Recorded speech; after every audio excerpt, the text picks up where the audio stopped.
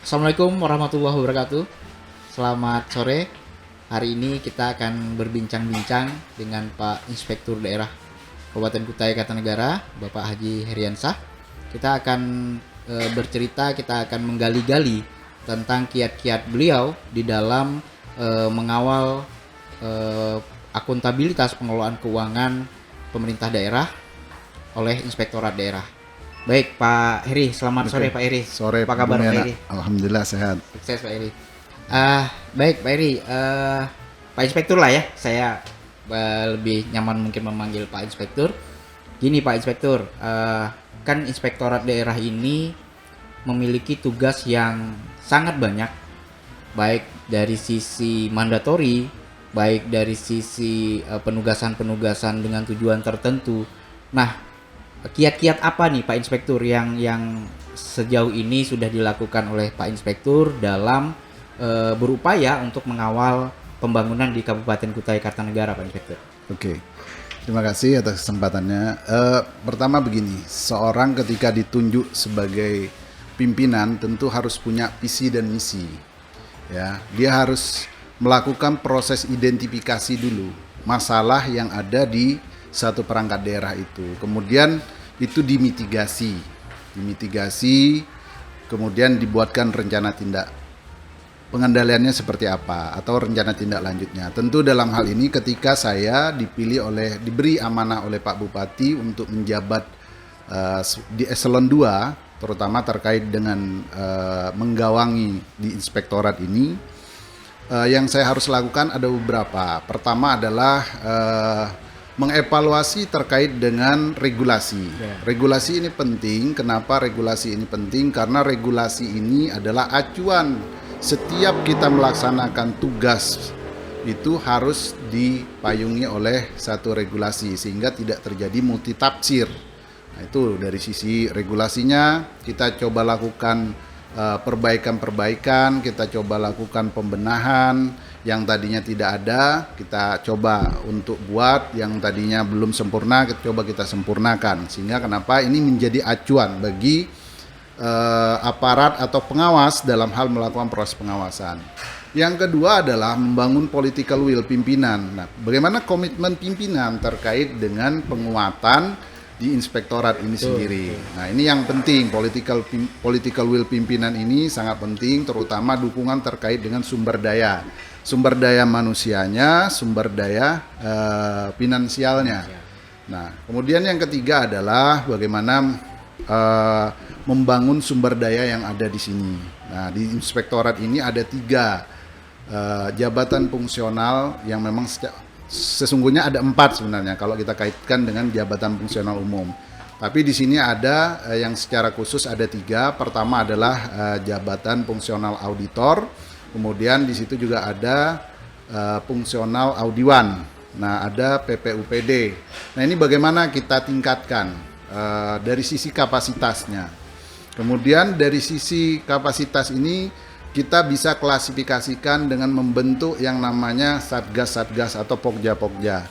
Kita harapkan ini ada proses spesialisasi.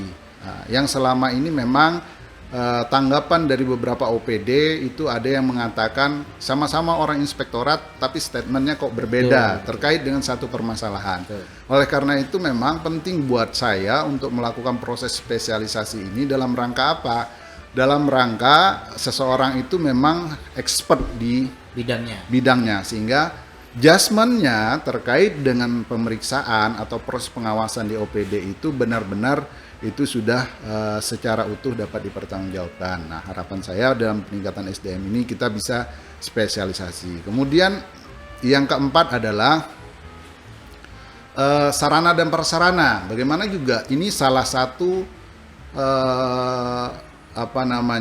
kelancaran dalam melaksanakan tugas itu penting. Bagaimana seorang auditor misalnya datang, dia tidak dilengkapi dengan sarana prasarana yang memadai. Nah, hal ini bisa menjadi satu hambatan dalam proses pelaksanaan pengawasan itu. Misalnya dia tidak punya laptop. Nah, ini hal seperti ini coba kita lengkapi. Kemudian beberapa peralatan teknis, ya betul, peralatan teknis seperti coring, kemudian alat tes beton, ini juga penting.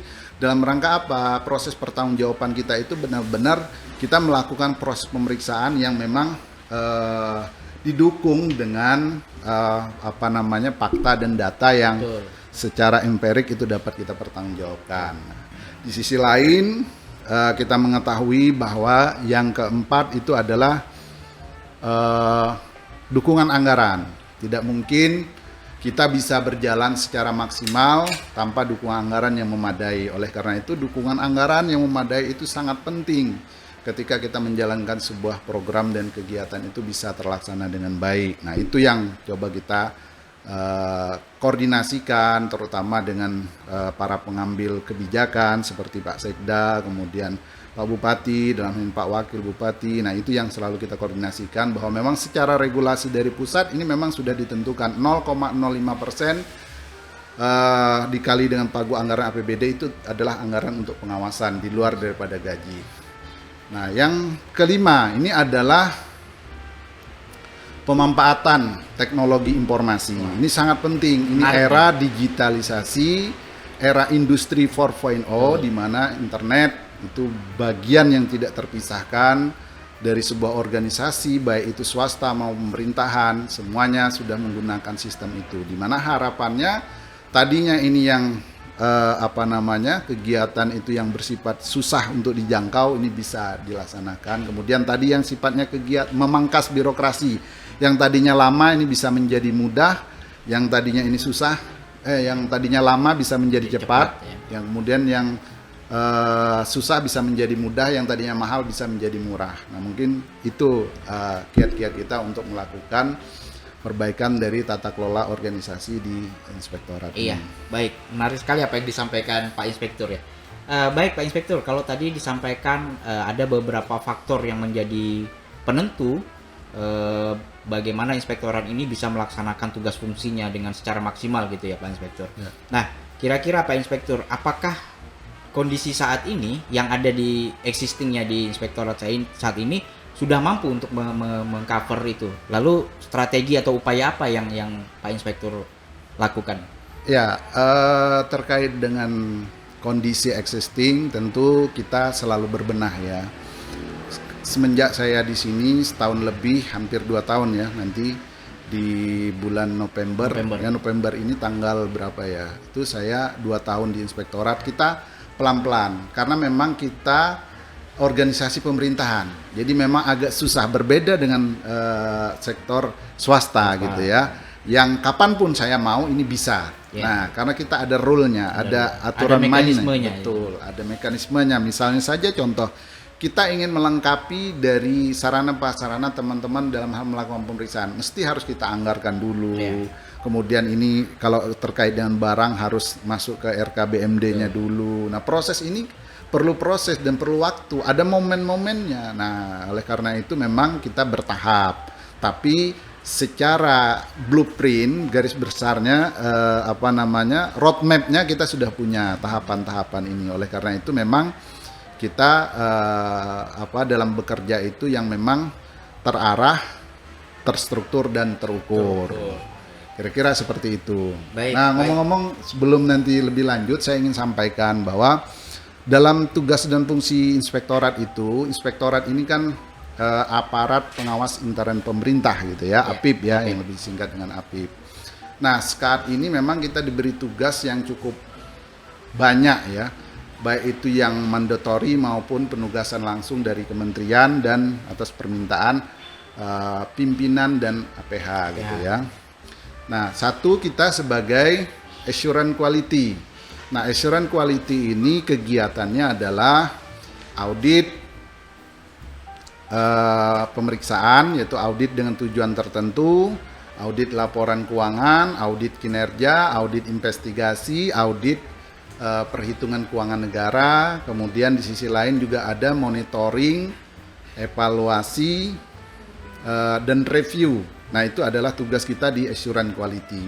Di sisi lain, kita juga mempunyai tugas consulting. Apa itu tugas kita APIP sebagai consulting? Yaitu melakukan pendampingan kepada OPD, kemudian memberikan advice. Nah, harapannya memang di era modern saat ini, APIP ini dituntut sebagai organisasi yang agile ya, yang lincah, yang mampu memberikan satu solusi sebagai katalis. Jadi perubahan paradigma APIP itu dari watchdog itu ke katalis, pemberi solusi. Betul. Nah, di sisi lain juga ada amanah yang lebih penting lagi yang diamanatkan oleh KPK kepada kita, yaitu sebagai garda terdepan. Garda terdepan untuk pencegahan korupsi. Nah, ini suatu hal yang luar biasa, kita diberikan tugas yang begitu besar, tetapi ada beberapa hal yang memang harus kita lakukan terus-menerus pembenahan, terutama terkait dengan sisi SDM, yang memang kita secara ini kekurangan, baik itu dari sisi kuantitas maupun dari sisi kualitasnya. Baik, luar biasa. Ternyata sangat luas ya, sangat banyak sekali sebenarnya tugas-tugasnya inspektorat ini. Jadi memang mungkin perlu Pak Inspektur akhirnya berpikir lebih keras untuk bisa mencari solusi dan mengkrit dengan kondisi yang ada. Nah, yang menarik satu Pak Inspektur, dengan kondisi tugas-tugas inspektor yang banyak, kemudian tugas-tugas mandatory juga banyak, apakah inspektorat saat ini sudah memiliki sumber daya yang cukup Pak Inspektur terkait untuk menangani hal-hal tersebut? Lalu kemudian apa saja sih upaya yang mungkin bisa dikrit oleh inspektorat, oleh Pak Inspektur dalam rangka bisa memenuhi apa yang menjadi ekspektasi dari pemerintah daerah? Baik, upaya yang selama ini kita lakukan, pertama kita mencoba tadi ya melakukan identifikasi, kemudian dari sisi kuantitas kita masih kekurangan hampir 45 orang, itu dari auditor. Nah, itu auditor yang mana memang di sini tentu sebagai pembina kita adalah Pusdiklat ya, BPKP ya, yang itu memberikan approve terkait dengan berapa besaran beban kerja kita yang dihitung dari jumlah objek pemeriksaan, kemudian besaran alokasi anggaran, luas wilayah itu dihitung, sehingga kita masih kekurangan hampir 45 orang. Nah, 45 orang ini strateginya salah satunya adalah bagaimana kita pemanfaatan SDM yang ada. Pemanfaatan SDM yang ada ini maksudnya dari sisi kuantitas ya. Dari sisi kuantitas kita mencoba SDM yang ada di kita ini coba kita untuk diklatkan, untuk dilakukan penjenjangan atau pembentukan auditor. Nah, itu dari sisi kuantitas. Di samping itu juga kita berusaha, memang kita saat ini kekurangan di daerah ini, terutama di Kabupaten Kutai Kartanegara, ASN yang berlatar belakang akuntansi. Nah, kita sudah mencoba melakukan beberapa terobosan berkoordinasi dengan BPK SDM, Ortal, sehingga kita meminta jatah dari Kementerian Keuangan ya terkait dengan SDM ya. SDM. Di sisi lain juga kita tadi yang kita lakukan adalah meningkatkan dari sisi kualitas SDM yang sudah ada. Baik. Melalui apa? Melalui diklat, melalui bimbingan teknis. Baik, Pak Inspektur. Menarik sekali apa yang disampaikan Pak Inspektur tadi. Mungkin di lain waktu kita bisa bincang-bincang lagi, Pak Inspektur, terkait dengan program-program pengawasan inspektorat ke depan. Mungkin itu closing statement. Kita bisa ambil kesimpulan. Untuk terakhir mungkin Pak Inspektur bisa menyampaikan. Ya, baik. Yang terakhir mungkin yang saat ini kita lakukan, bagaimana kita mengawal visi dan misi dari kepala daerah terpilih, yaitu dengan bagaimana mulai dari perencanaan, proses pelaksanaan itu kita masuk. Kita lebih bersifat kepada early warning system. Early warning system itu memberikan peringatan dini terhadap potensi-potensi terjadinya penyimpangan-penyimpangan yang menyebabkan tidak tercapainya tujuan organisasi. Tentu dalam hal ini adalah tidak tercapainya visi dan misi. Bagaimana kita masuk mulai dari probity audit, proses perencanaannya, pelaksanaan pengadaan barang jasanya, bahkan nanti pada saat proses pelaksanaannya pun kita masuk, dan proses pertanggungjawabannya juga kita kawal dengan baik. Harapannya ini apa yang ada di dalam RPJMD kita, apa yang menjadi visi dan misi dari kepala daerah ini bisa tercapai dengan baik, dan goalnya adalah Kukar Idaman itu bisa terlaksana dengan baik. Baik, terima kasih Pak Inspektur. Oke, Pak Inspektur, lain kali kita bisa berdiskusi lagi. Terima Sukses kasih buat Pak Inspektur. Sama-sama. Terima kasih.